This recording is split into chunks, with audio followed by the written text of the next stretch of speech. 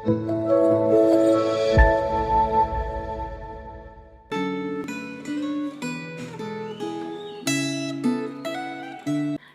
Bapak Ibu dan Saudara sekalian. Refleksi Gema kita hari ini sudah sampai di Yohanes 18 ayat 1 sampai 11. Nah, sebelum kita sama-sama membaca dan merenungkan bagian firman Tuhan ini, mari kita berdoa terlebih dahulu. Mari kita berdoa. Tuhan, bersyukur untuk kesempatan untuk membaca dan merenungkan firman-Mu kembali pada hari ini. Berkati setiap kami, berikanlah kami pengertian. Dan kiranya Roh Kudus yang menolong kami untuk memahami dan juga dimampukan untuk melakukan apa yang menjadi firman-Mu ini. Berkati setiap kami Tuhan. Dalam nama-Mu kami sudah berdoa. Amin. Yohanes 18 ayat 1 sampai 11. Kita akan membaca ayat 3 sampai 5 saja. Maka datanglah Yudas juga ke situ dengan sepasukan prajurit dan penjaga-penjaga bait Allah yang disuruh oleh imam-imam kepala dan orang-orang Farisi lengkap dengan lentera, suluh, dan senjata. Maka Yesus yang tahu semua yang akan menimpa dirinya, maju ke depan dan berkata kepada mereka, "Siapakah yang kamu cari?" Jawab mereka, "Yesus dari Nazaret." Katanya kepada mereka, "Akulah dia." Nah, Yudas yang mengkhianati dia berdiri juga di situ bersama-sama mereka.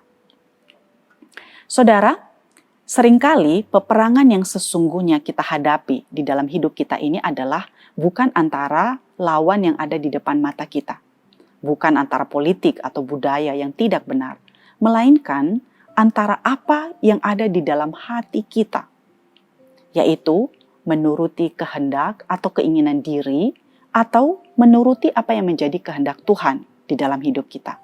Apakah kita akan berkata, biarlah kehendak-Mu yang jadi di dalam kehidupanku, atau biarlah kehendak-Ku yang terjadi.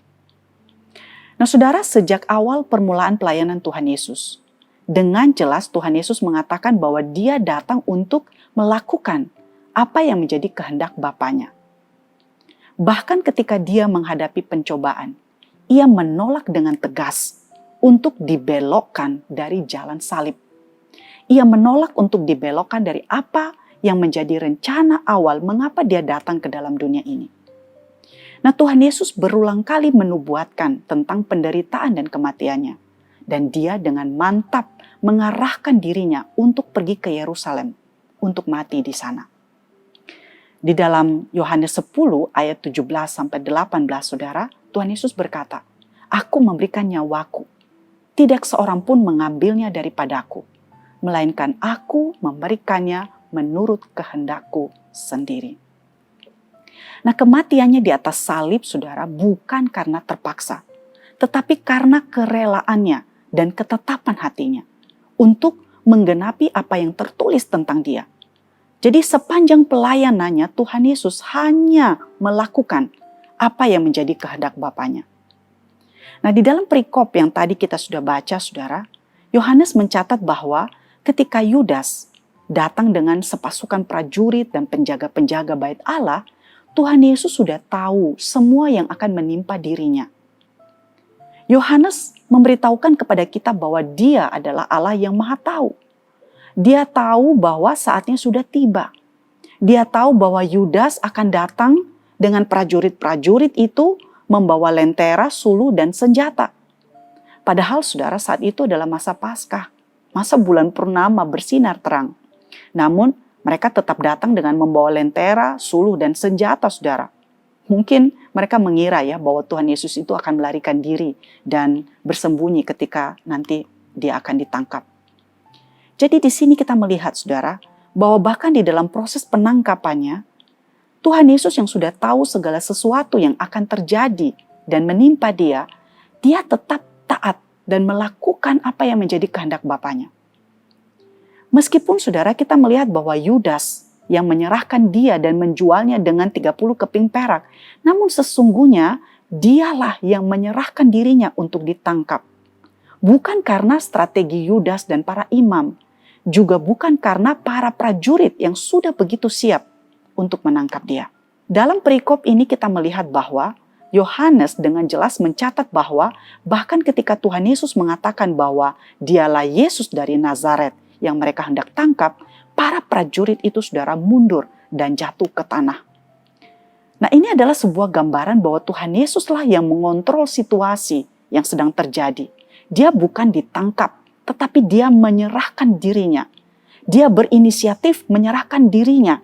Dia bukan korban yang tidak berdaya melakukan apa-apa, tetapi dia adalah Allah yang memberikan nyawanya dengan sukarela.